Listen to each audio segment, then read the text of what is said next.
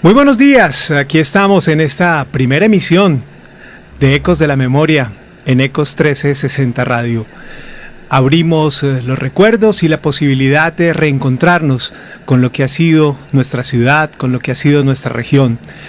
Hace algunos años ya lejanos, el poeta Luis Carlos González Mejía escribió una serie de crónicas sobre el Pereira antiguo que tituló Retocando Imágenes y que fue impresa en la administración del entonces gobernador Germán Gaviria Vélez.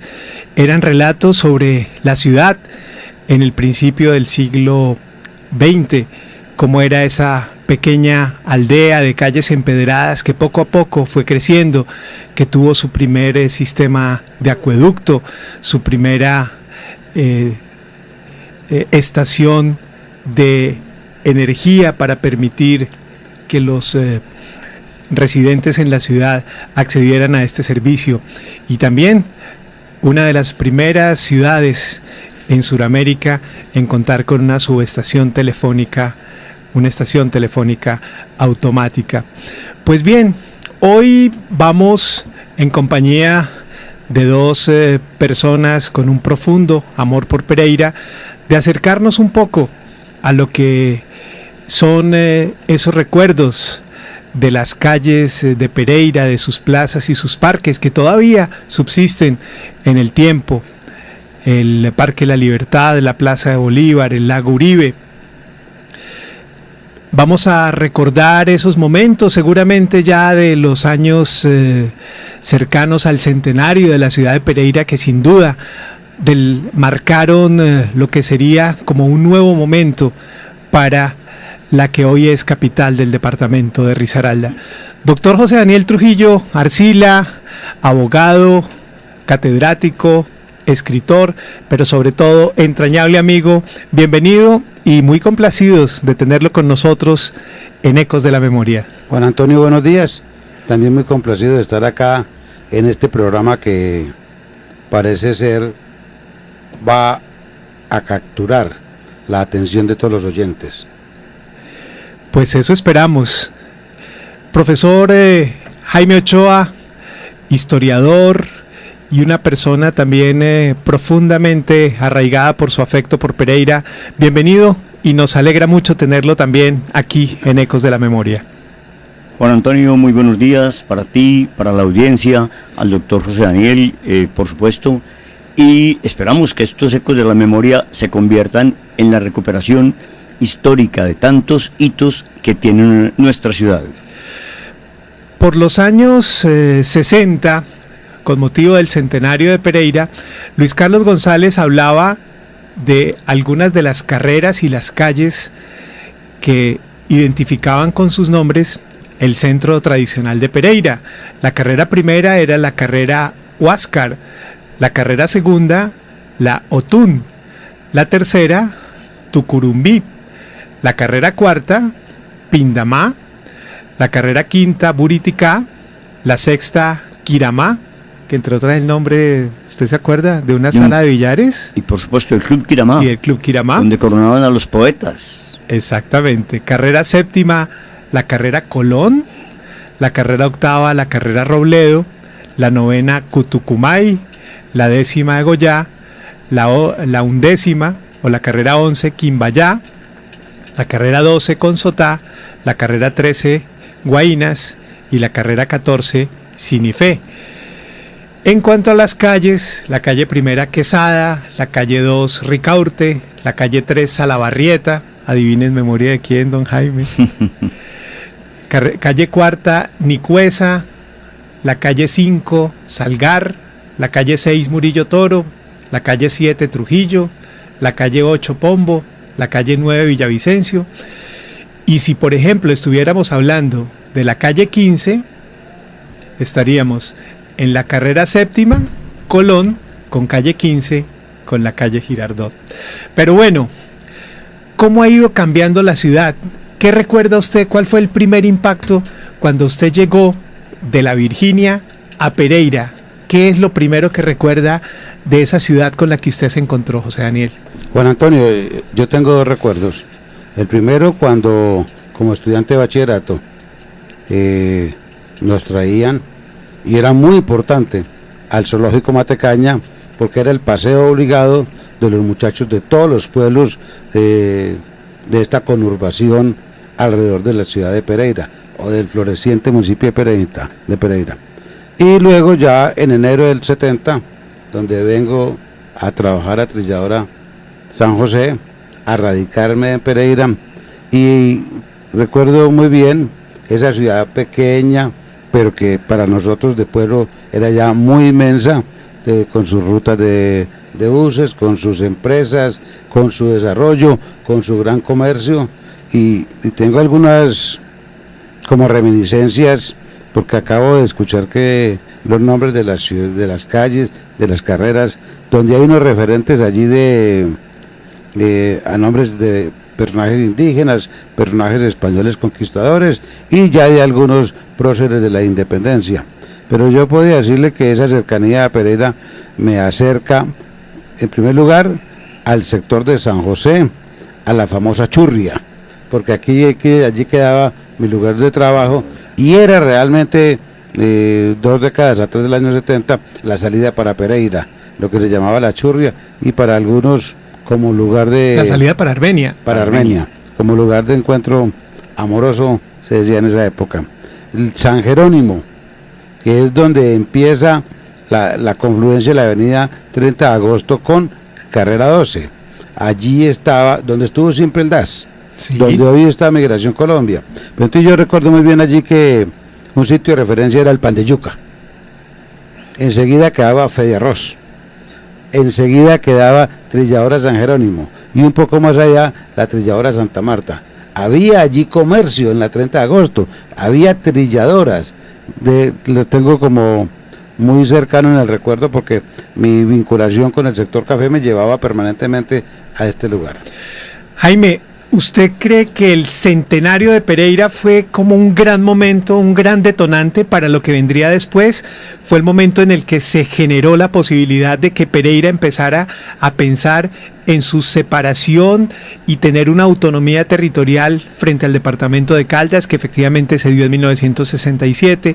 Fue el momento en que se proyectó ser la sede de un gran evento nacional que se consiguió en los años 74 con los Juegos Atléticos Nacionales. ¿Usted cree que el centenario fue el gran momento de ruptura de lo que era esa aldea que nos registró Luis Carlos González en su libro Retocando Imágenes sobre los primeros 50, 60 años del siglo XX? Sí, Juan Antonio, realmente haciendo memoria o desmemoria de lo que es la ciudad, el año 1963 es importantísimo en la historia de la ciudad. Es una ruptura total con Manizales y es el momento en que la ciudad empieza a pensarse que puede ser verdaderamente la capital. Es el momento en el cual se desarrolla un poco más el comercio, la industria, y la ciudad tiene otra visión. La sola llegada del Bolívar desnudo a Pereira le da una dimensión extraordinaria frente al país y al mundo. Es decir, ahí Pereira tiene un símbolo, que es el símbolo del cual nos hablaba Hugo Ángel Jaramillo, Pereira, oasis de libertad. Un Bolívar desnudo que causó muchísimas polémicas, pero que hizo que la ciudad de Pereira tuviera un reconocimiento, un símbolo, y a través de su poeta, don Luis Carlos González, tuviera con la canción Pereira, donde están los lemas que forjaron la ciudad. Allí realmente ese año es crucial para empezar el desarrollo político, cultural, artístico de nuestra ciudad. Juan Antonio, para ser un poco anecdótico el programa, ahora que Jaime menciona el Bolívar desnudo, pues los pereiranos no saben que el Bolívar desnudo un día se incendió. Se incendió. ¿Cómo así? Y esto es importante como tenerlo en cuenta. Los comerciantes alrededor de la plaza y mi oficina, que quedaba en toda la 19 con octava, en el edificio Valerio Salazar, pudimos ver cómo salía humo del interior del Bolívar. Cuando se mira el Bolívar desde arriba, él tenía una tapa,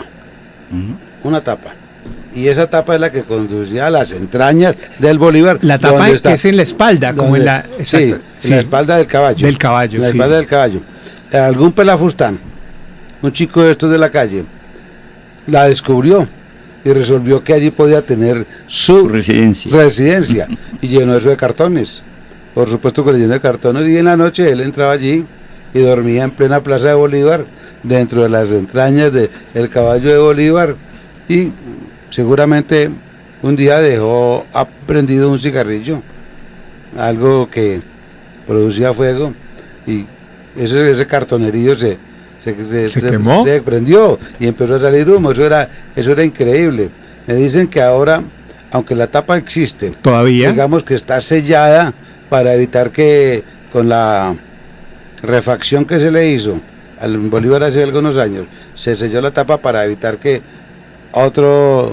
haya intrusos que violen las entrañas del caballo de la Plaza de Bolívar de Pereira.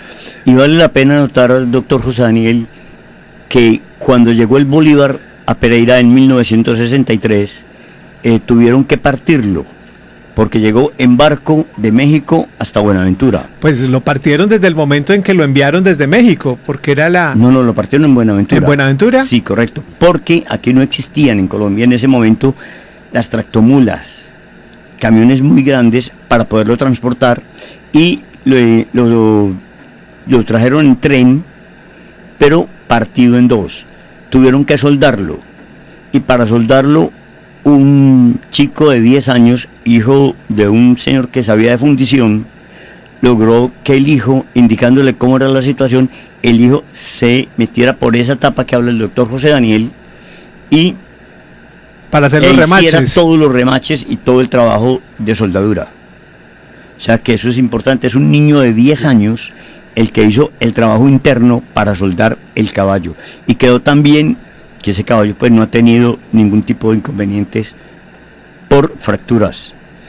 ¿A usted le tocó por casualidad, Jaime, o se acuerda del desfile desde la estación del tren, que era en el Parque La Herrera, hasta la Plaza de Bolívar, de esta estructura majestuosa de lo que es el Bolívar desnudo del maestro Rodrigo Arenas?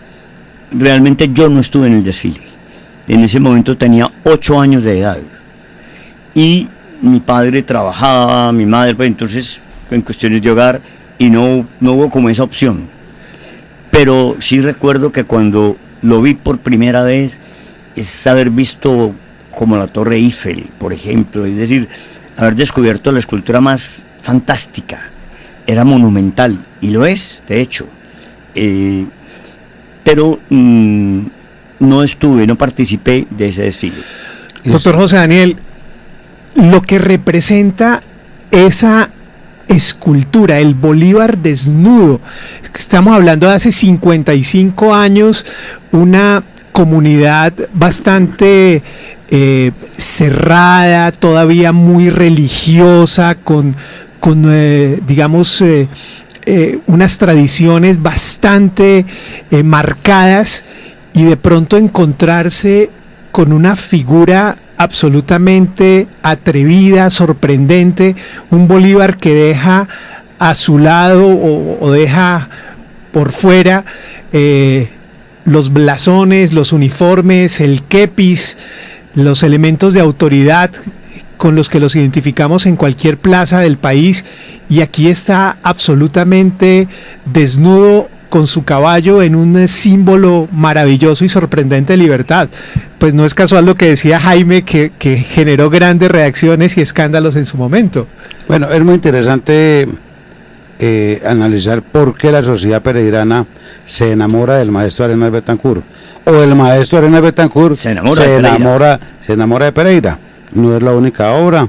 Está el Prometeo, está el Monumento a la Vida, está el Cristo sin Cruz, y está el famoso mural de la calle 20 con carrera sexta, que es de los pocos murales que hizo el único mural que hizo. Bueno, y la Piedra Estrella de México. Que recordemos lo que está ahí en la fachada de lo que era la clínica Pío XII del Seguro Social, que ahora es la clínica Los Nevados. Es el mural alegoría al nacimiento de la seguridad social, a la salud comunitaria básicamente, y a la entrega del Estado a ese oficio o actividad. responsabilidad de atender la salud de los colombianos. Entonces es muy interesante pensar en eso. El Bolívar causó mucha discusión, primero por la desnudez del Libertador, segundo porque algunos no interpretaban que llevaban la mano en alto, y tercero por la delgadez del mismo Libertador. Enjuto. Enjuto. Pero sí era. Así era. Y la presencia tan importante de un equino. Entonces, como por partes, en primer lugar, en la vida del Libertador no hubo un solo caballo como nos enseñaron en la historia.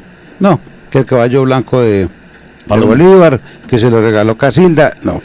El 7 de agosto, por ejemplo, de 1819, Bolívar entró a la batalla de Boyacá, al puente Boyacá, sobre el río Teatinos, en un caballo llamado El Muchacho. O sea que el Palomo no estuvo el 7 de agosto en Boyacá. Y en segundo lugar, color zaino, o sea, un color café oscuro tirando a negro. En segundo lugar, hay que recordar la presencia de los caballos en la batalla del Pantano de Vargas, con esa irrupción de los llaneros en esos caballos flacos, hambrientos, pero que con mucho vigor. Bolívar normalmente andaba en mula. Los ejércitos patriotas, la mulada fue muy importante, no solamente para llevar todo el equipamiento, sino que eran los caballos, los animales propios para pasar del plan a los páramos, las montañas, los riscos, las cañadas. Entonces ese es un Bolívar muy muy real, y además porque yo creo que hay una reminiscencia allí al delirio de Casacoima.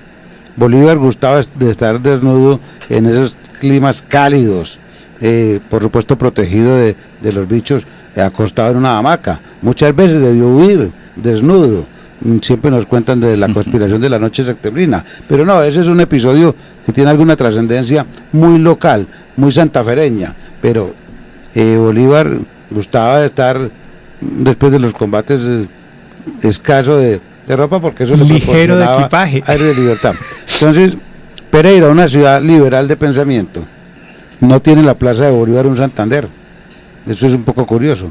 Tiene un Bolívar, y yo creo que era una manera de reconciliarse, como lo hicieron casi todos los países, con el Libertador. Con la memoria del Libertador. Recuerda que Venezuela, Bolívar muere el 17 de diciembre de 1830, y Venezuela se demoró algunos años para reconocer quién era el personaje y pedir su cuerpo. No lo querían allá. El cuerpo estaba en Santa Marta. En Santa Marta, eso es y correcto. Él donó el corazón a Santa Marta, a Colombia, cierto. Y el cuerpo lo quería en Venezuela, pero se demoraron muchísimos años en que el cuerpo llegara a Venezuela. Jaime, ¿usted recuerda el debate que se generó en su momento de cómo iban a ubicar el Bolívar desnudo? ¿Hacia qué lado iban a ponerle la cola del caballo? Porque en la catedral dijeron que hacia a la catedral no le podría darle espaldas el Bolívar desnudo. Juan Antonio, doctor, ¿se los puedo contar en verso? Claro, bellísimo. Bueno, en la plaza de Pereira está el Bolívar desnudo. Al obispo le da la cara y al alcalde... Le da... Por favor, no pueden terminar. Ese fue un debate interesante que se dio en su momento. Pero sí, además, señor. el mismo Arenal Betancourt exigió la posición, la ubicación del Bolívar. Él estuvo pendiente a cada momento de la altura, todo. Es decir, siempre él quiso que sus obras fueran supervisadas en el momento del montaje. Me quedó sonando algo que usted dijo, doctor Trujillo, y es el amor que generó Rodrigo Arenas con Pereira. ¿Será que esa cercanía con Luis Carlos González, con quien le fascinaba tomarse sus aguardientes y sentarse a conversar, también eran muy amigos de Belisario Betancourt, que le rindió el último homenaje antes de morir el maestro Luis Carlos González, precisamente cuando bautizaron con su nombre el área cultural del Banco de la República de Pereira? ¿Usted cree que tuvo que ver algo de eso, esa cercanía con el poeta, que es también muy admirado en el departamento de Antioquia, lo que permitió que Rodrigo Arenas generara ese afecto con Pereira? Es probable. Yo tengo entendido que interactuar con el maestro no era fácil.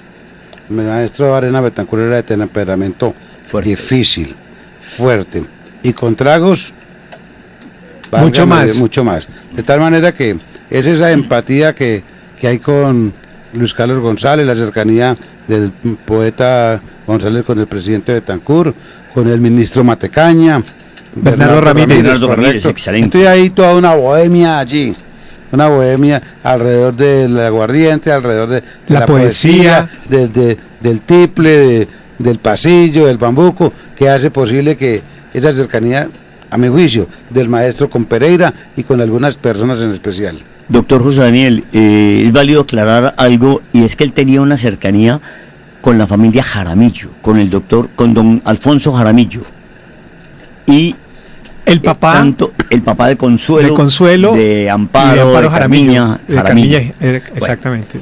Y la abuela de ellas, doña Dionisia, fue quien donó.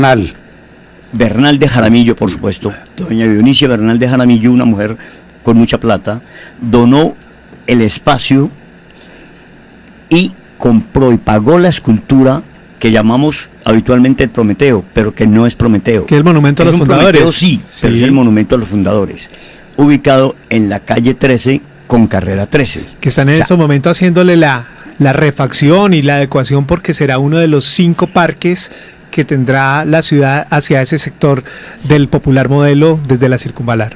Pero pienso que la aproximación del maestro Rodrigo Arenas Betancur fue más por el lado de la familia Jaramillo Bernal, porque ellos todos tienen obras de Rodrigo, y él era atendido en las casas de esta familia, y claro, le daban el mejor whisky. Entonces, como hizo esa primera obra ahí, después hizo el Prometeo, realmente el de la Universidad Tecnológica, pero ahí fue donde hubo ese enamoramiento con Pereira, porque Pereira recibió con mucho cariño al maestro Arenas Betancur, tanto, y es para recordar en estos ecos de la memoria, que él era uno de los principales personajes que venía a los encuentros, festivales del despecho, no se perdió ninguno. Claro, se habla mucho de la hospitalidad de los pereiranos, de que las personas cuando llegan acá se vuelven pues ciudadanos de Pereira, que aquí no hay forasteros, sino que todos somos pereiranos. ¿Ustedes recuerdan en esos años 60, cuando usted está de niño y empieza ya su adolescencia, José Daniel, cuando usted llega a Pereira y ya a trabajar y después a estudiar Derecho, ¿ustedes han recordado siempre a los pereiranos con esa misma imagen, hospitalarios, cálidos, acogedores? Pereira y Risaralda y esta zona se ha dicho que es una cultura paisa caucana, pero creo que la hospitalidad, esa manera de ser extrovertida, abierta, amable, se debe, no sé Jaime qué piense, al temperamento paisa. ¿Por qué? ¿Por qué lo digo? Porque Pereira para 1951 va a colocar como un mojón, vive una macrocefalia urbana, un crecimiento desordenado, muy espontáneo, y es porque Pereira, en época de la violencia política, tiene que recibir o recibe gente que llega de todas partes. Tolima, aquí, Caldas. Aquí llegaron Caquetá, liberales y conservadores tratando de encontrar tranquilidad para familias que huían de la violencia, venían de los pueblos, venían del campo y se instalaron acá. Esa confluencia de temperamentos le dio como a Pereira un toque diferente. Hombre, si me reciben bien, pues yo tengo que ser como también generoso en mi hospitalidad con los demás. Responder Jaime, de la misma manera. Creo que Jaime tiene una respuesta diferente, pero escuchémosla. De antioqueños y bayunos, de tolimenses y paisas, que le dieron a Colombia a golpe de tiple y hacha una mariposa verde que le sirviera de mapa, dice don Luis Carlos González. Y es válido en la medida en que esto es una confluencia de una cantidad de gente. Pereira fue abierta a todo el mundo. Aquí llegaron los conservadores de muchas regiones del país huyendo, llegaron liberales huyendo, y aquí nunca se les preguntó a cuál partido pertenecían. Hay un trabajo supremamente interesante del padre Arturo Calle Restrepo, que fue el fundador de los franciscanos en el barrio Cuba y levantó la primera iglesia. Es un trabajo publicado en España, 1964, y él tiene una investigación sobre la conformación de los ríos Otún, todo lo que es el barrio Alfonso López y Cuba. Y habla precisamente de esa conformación, de que aquí no se miró jamás de dónde venía, sino viene mal, ayudémosle. Y la gente todo correspondió sin política. Y partidista. Sí, sin política partidista. Y además teníamos dos líderes, que eran don Camilo Mejía Duque, un hombre importantísimo, liberal, radical, un hombre muy interesante, y teníamos un hombre conservador, que era don Jaime Salazar Robledo, fundador de esta emisora. Sí, señor. Y estos dos líderes, entre ellos tampoco hubo esa pelea, se respetaron mucho. Cada uno tenía sus propios adeptos políticamente y permitieron que esta ciudad creciera y que no hubiese esa pelea por cuestiones políticas. Cada uno tenía garantizado su feudo político, entonces se logró una preciosa convivencia de pereiranos. Me por parece eso interesantísima la ciudad de Colombia. ¿Usted qué piensa de eso? Quisiera agregar un dato que corrobora lo que ha dicho Jaime hace un momento, de cómo esta concitación de temperamentos calentanos, friolentos, de todo este tipo de esta mistura que se reúne en Pereira, hizo que la ciudad fuese atractiva para llegar, porque la gente encontró tranquilidad y lo que llamamos coloquialmente calor de hogar. Y una prueba de esa apertura, Jaime y Juan Antonio, es como un personaje tan discutido como el Cóndor, don María Lozano, llega a vivir a Pereira, es decir, habiendo sido nombrado cónsul en La Habana, en Cuba. Habiendo sido nombrado cónsul en La Habana, llega a vivir a Pereira, decide quedarse acá. Cuando él era de Tuluá. Él era de Tuluá y ya tenía una vida muy discutida, muy cuestionada, tenía enemigos por doquier, por supuesto tendría su ejército propio también. Su ejército propio, sus amigos, sus adeptos, sus simpatizantes, pero decide que el punto de llegada de él y su familia era por problemas respiratorios. Él sufría de asma y el clima mejor, que no es el mejor de todos, de los climas más malsanos del país es el nuestro, porque tenemos todos los climas en un día. Dicen que el mejor clima es el de Cartago. El de Cartago sí, lo recomiendan todavía mucho algunos especialistas. Sí, pero desde Pereira podía manejar los hilos políticos. Por eso se radica en nuestra ciudad, exactamente en la 14, entre carreras cuarta y quinta, en la mitad de la cuadra. Exactamente, toda la historia de León María Lozano está recogida en el libro Cóndores no entierran todos los días, sí, de Gustavo Álvarez Gardiazabal, que sigue pues teniendo una gran vigencia porque registra uno de los momentos pues que más ha marcado nuestra historia como colombianos, es la denominada época de la violencia política y partidista de los años 40 y 50.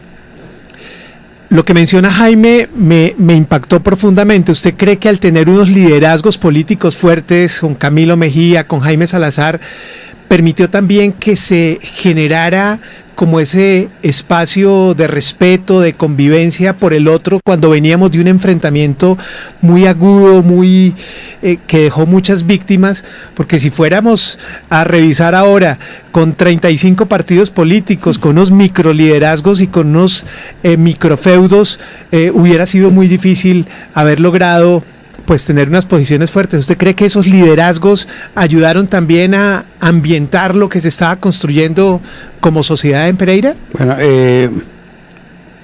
antes de la violencia, Pereira era una ciudad pasible, que crecía, que la gente llegaba, era un punto de encuentro, era un punto de llegada y salida de mercancías, o sea que tenía una connotación que ya empezaba a distinguirse en el panorama nacional. Pero Pereira tiene una connotación política muy importante. es que desde Pereira se maneja todo el Partido Liberal del departamento de Caldas. Sí, aunque Caldas es el departamento. Caldas es la capital, Manizales, la capital. La política liberal se manejaba desde Pereira. El hombre fuerte, poderoso del Partido Liberal era don Camilo Mejía Duque, Salamineño, llamado el Negro Camilo. Llegado a Pereira, se hizo secretario del directorio liberal, y cuando un caballero no quiso ir a la Cámara de Representantes, dicen la historia, por no calzarse, Camilo, que era el suplente, se posesionó como representante de la Cámara para quedarse en esa posición y posteriormente pasar al Senado de la República. El doctor Salazar Robledo, pues es la otra visión contraria políticamente, y hay que tener en cuenta que mientras el Partido Liberal fungía a nivel nacional, digamos, unido, porque ya se había superado la crisis que había dado la posibilidad de que Gaitán Gabriel Turbay fuesen a la presidencia de la República 1946, pues entonces vamos a tener a un presidente conservador que va a unir al Partido Conservador, a Mariano Espina Pérez, un antioqueño pues muy importante, había estado en la naciente Federación Nacional de Cafeteros, pero aquí nos vamos a encontrar rápidamente con el Frente Nacional. Para mí, Camilo Mejía Duque y Jaime Salazar Robledo son el reencuentro con el Frente Nacional, con la alternación y la paridad política. Ya lo habían hecho en Pereira, realmente, ya lo habían construido. Y ahora se legaliza, se oficializa el Frente Nacional, entonces ya no hay que pelear por puestos. Si hay un puesto liberal, pues habrá que dar uno conservador, y hay una alternación que recuerde, 16 años alternando el Partido Liberal, el Partido Conservador, y eso va a generar un ambiente diferente. Trajo otro tipo de dificultades y vicios el Frente Nacional en cuanto al crecimiento de la burocracia, el amangolamiento de los partidos, la pérdida de fronteras ideológicas de los partidos, pero finalmente tuvo un efecto muy benéfico en esos odios que se habían cocinado. Apaciguó realmente. Y ojo con esto, Juan Antonio, no por la violencia política del 50 o del 40, no, es que en el 30 hubo violencia política porque hubo un cambio de régimen, y no por eso, es que estaba muy frecuente, muy cercana también la guerra de los 1000 días, y si usted se va retrotrayendo, entonces es una historia donde liberales y conservadores venían matándose desde muy cercana a la libertad. Doctor José Daniel, disculpa Juan Antonio, pero es que hay que recordar que los quimbayas venían de una tribu caribe, los carib, que además eran antropófagos, o sea que esa violencia es intrínseca, es innata en el ser en nuestra región. Endémica diríamos. Sí, perfecto, doctor. Curioso. Bueno. O sea, esa violencia ha estado siempre latente en esta región. Del Frente Nacional y de lo que participaron el liberalismo y el conservatismo, Camilo Mejía y Jaime Salazar, sumados también a las otras fuerzas políticas que ya empezaban a presentarse en ese momento, y lo que fue la creación del departamento de Risaralda, será tema de nuestra segunda parte de Ecos de la Memoria.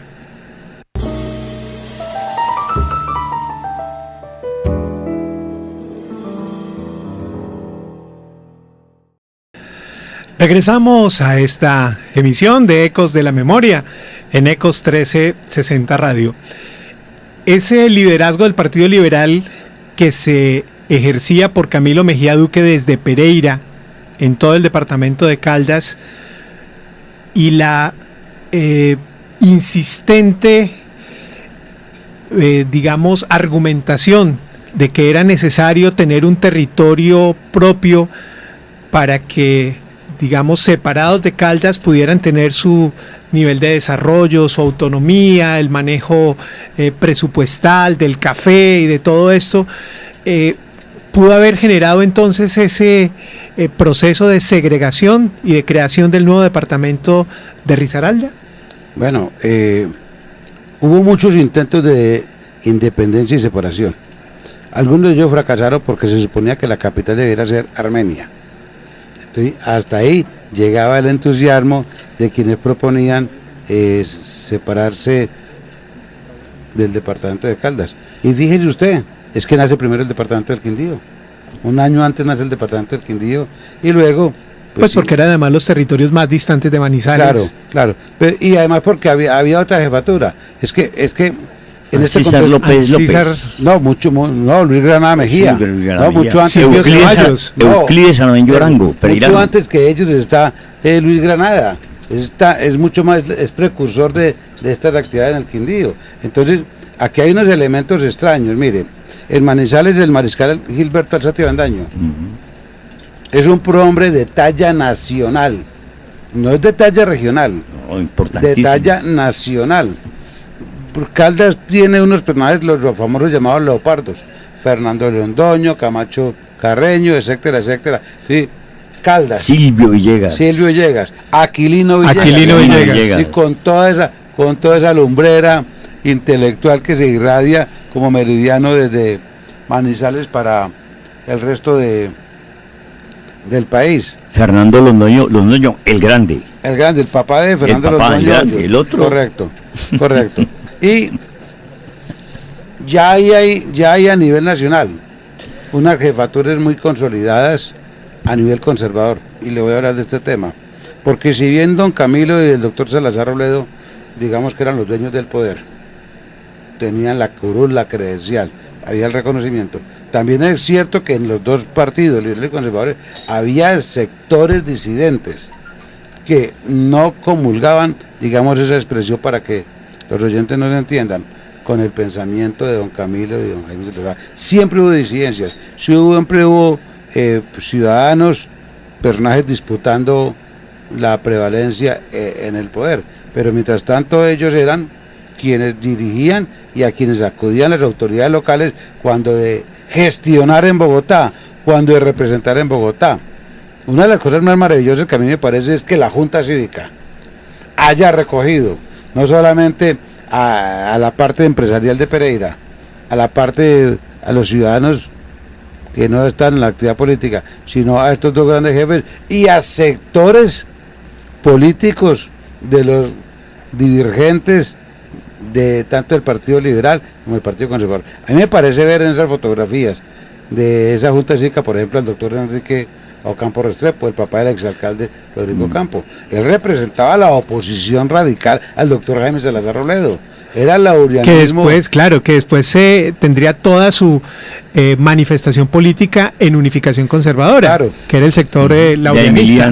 Y se ha sanado. El doctor Enrique, que ya había sido senador de la República por el laurianismo. A mí me parece ver al mismo doctor Emiliano y se ha sanado en esas fotografías de esta Junta Cívica.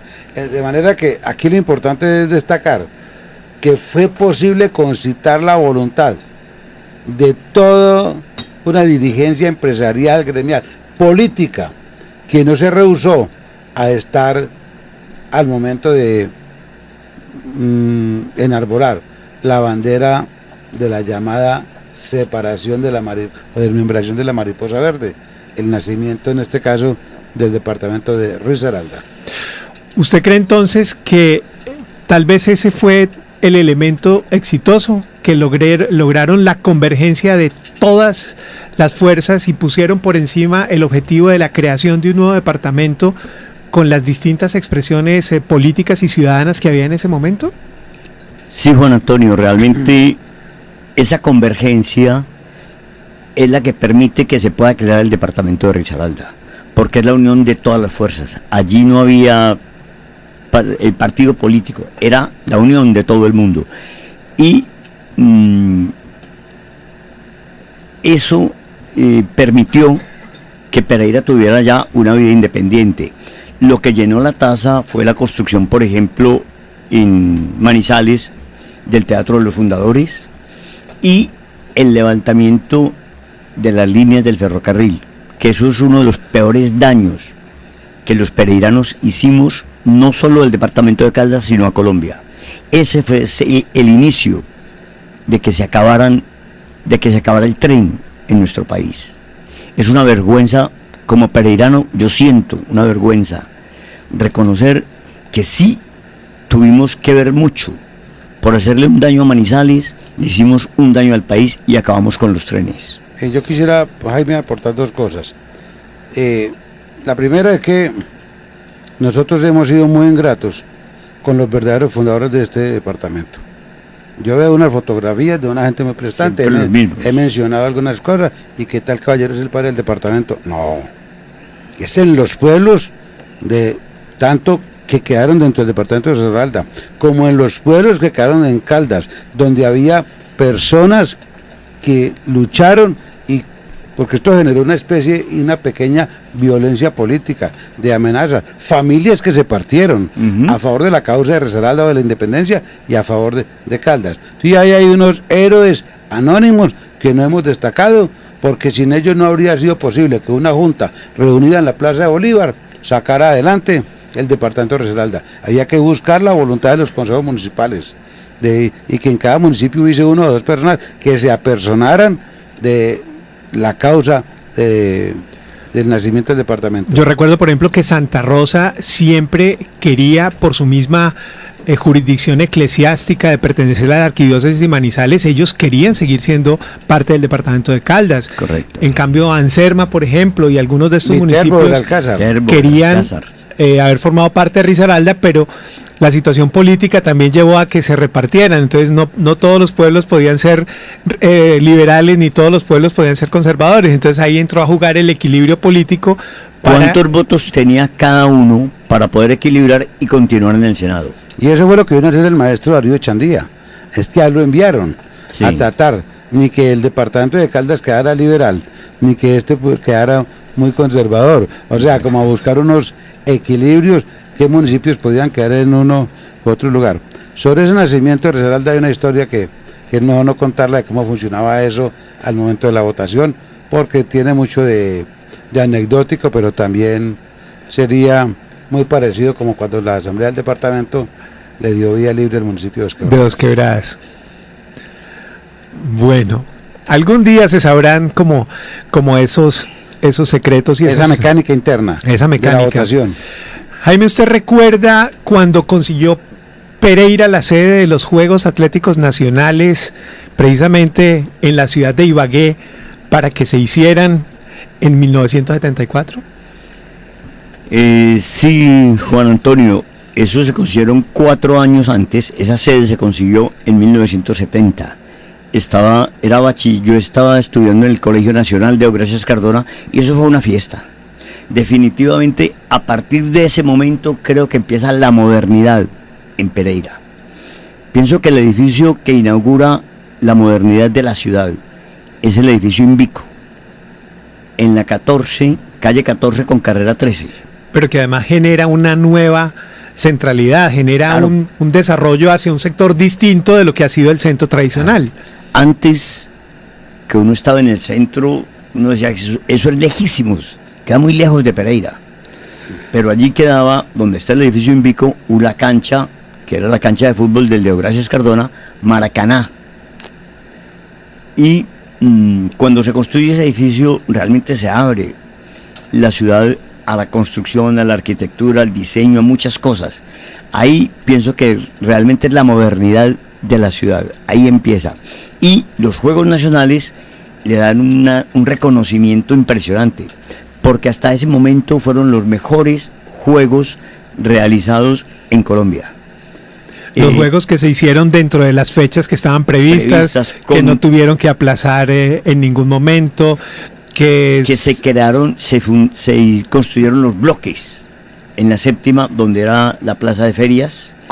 Se construyó parte del barrio 34 y 36. Correcto. Se construyó el barrio El Jardín, que además fueron tanto los bloques como el barrio El Jardín los lugares de habitación para los deportistas. O sea, ese momento es importantísimo para la ciudad. 1974 es muy, muy importante para el desarrollo histórico, social, cultural, deportivo de la ciudad.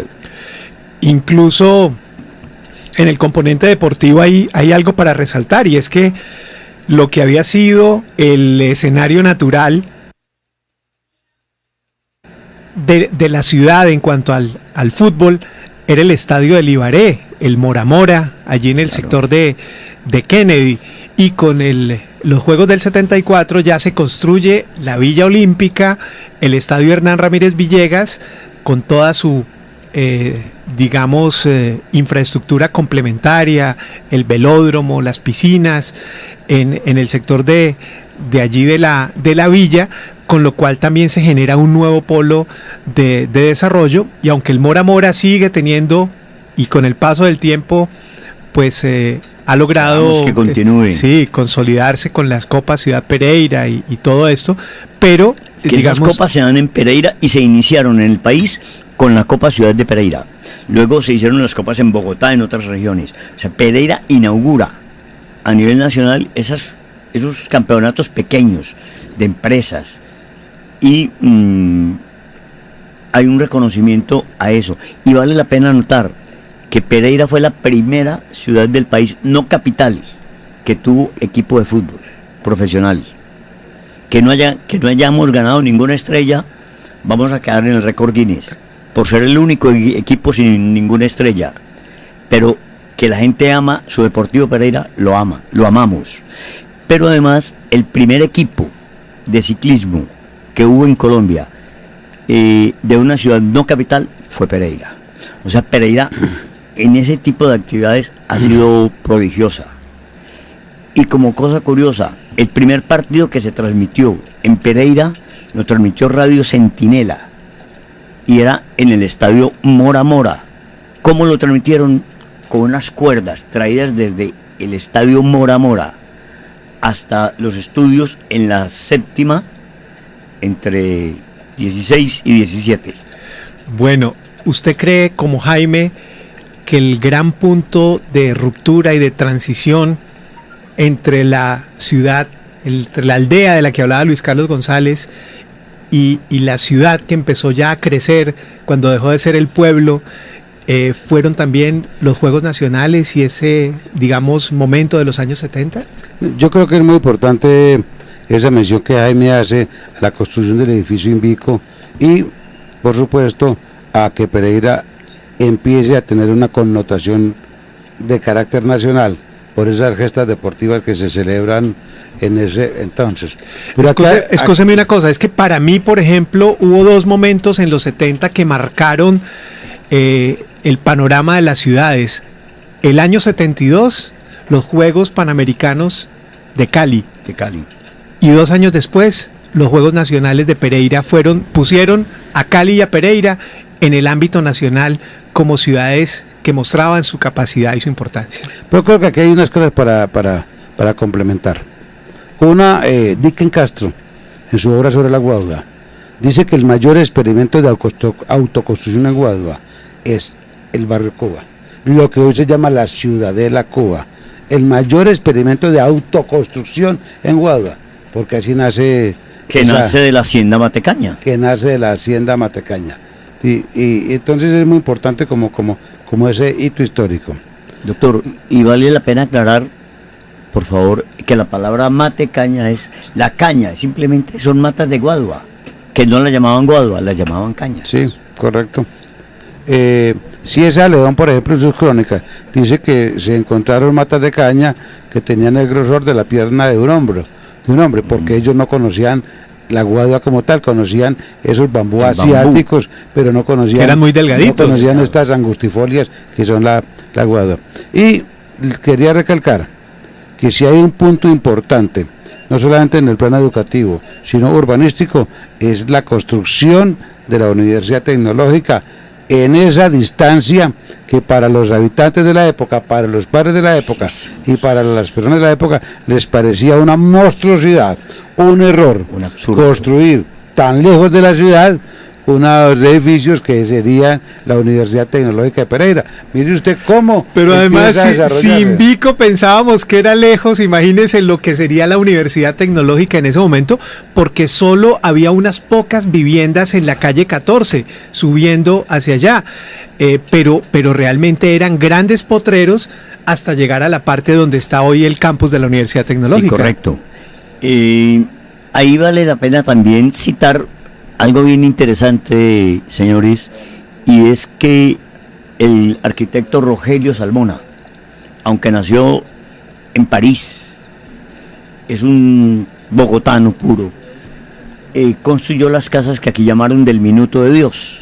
Son una serie de casas al frente de Monos, por la avenida Circunvalar, bellísimas. Lo que pasa es que ya las cambiaron, las transformaron, las reformaron o las dañaron, las deterioraron, las acabaron. Casas absolutamente hermosas, que eso quedaba lejísimos realmente de Pereira, que fueron casas en su momento muy baratas, pero la gente decía, eso tan lejos no, y sin embargo fueron casas que tienen un sello, una firma importantísima, como es la de Rogelio Salmona. Es que Jaime y Juan Antonio, déjeme decirles que es que no tenemos que irnos para los años 50 ni 60, es que en los años 80 y pico, como profesional del derecho, desenredé la propiedad de un enredo que había sobre unas tierras en la subida casi al frente de la entrada al terminal, por esa... La calle 14. La calle 14. Y como consecuencia de ese trabajo, que fue muy dispendioso y largo, me correspondió un lote, y yo lo recibí. Y todos mis amigos me dijeron que cómo recibía en pago un hueco en esa parte. Y estamos hablando de casi al frente de la entrada del terminal. Hace 30 años. Hace 30 años. Allí con unos socios construimos un pequeño edificio, pero nadie nos quería comprar ahí porque todavía eso era selva, hueco, cañadas, como dice Jaime.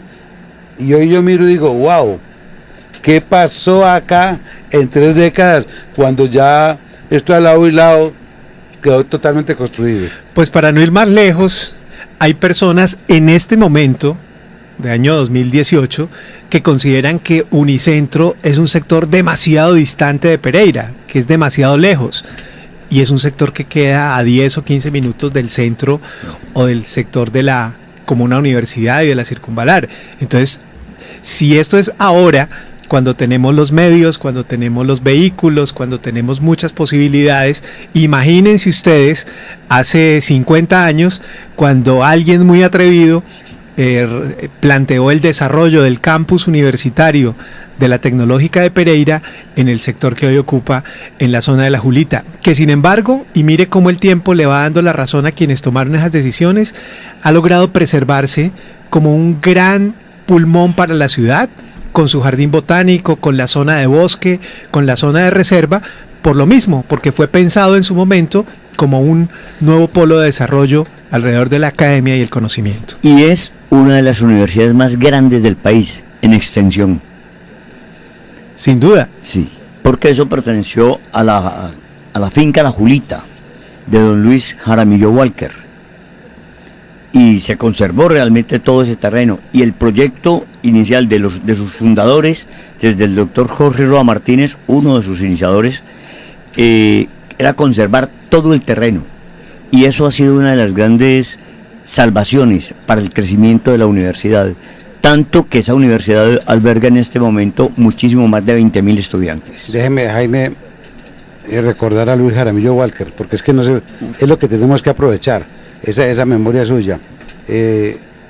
Luis Jaramillo Walker, para 1900, era el empresario más importante y más grande que tenía toda esta región.